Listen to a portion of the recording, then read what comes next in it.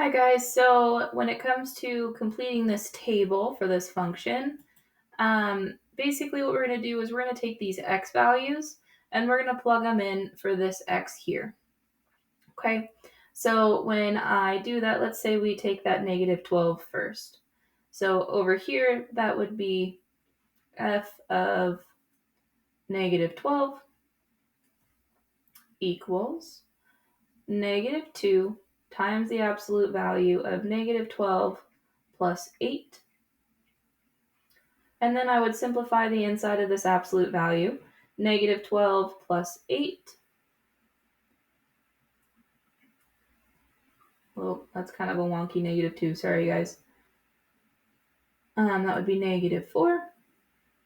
And remember that when you have a negative inside of here, it's like a positive because you can't, the absolute value is a number's distance away from 0. Negative 4 is 4 units away from 0. So this is the same thing as negative 2 times positive 4. And negative 2 times positive 4 is negative 8. So for f of negative 12, or plugging in that negative 12 here, we would get negative 8. Wow. I'm still getting used to this writing pad. Sorry, guys. Okay, now we have that negative 10. Let's do that color in blue. So over here we have f of negative 10. So that would give me negative 2 times the absolute value of negative 10 plus 8. Again, just like we did up here, we would simplify this first. So negative 2, negative 10 plus 8 is negative 2.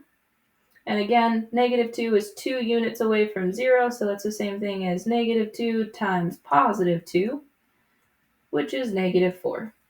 So this right here, f of negative 10 would be negative 4. 0 was given to us, so that next one we're going to do is negative 6. We're going to do that one in orange, and I'll do it down here, I think. So we have f of, wow, sorry y'all, that's an f, maybe.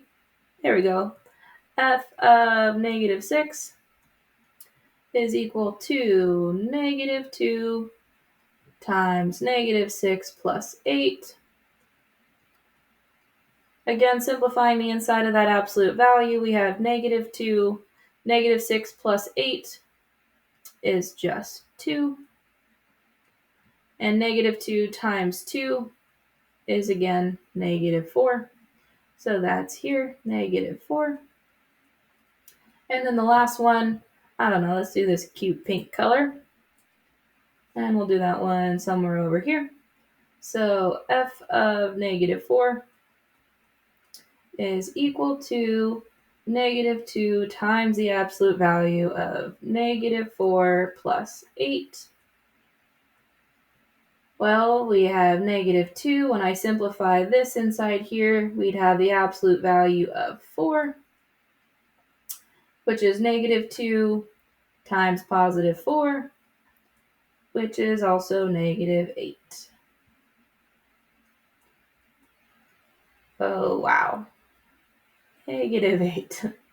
Okay, so again, you're just taking the x values here and plugging them in for this x value. Okay, this is basically the same thing as y. It's just nice to know what number went in for that x so you know what problem you're working with. But the f of x there doesn't actually change the value. That's just the way that we notate it.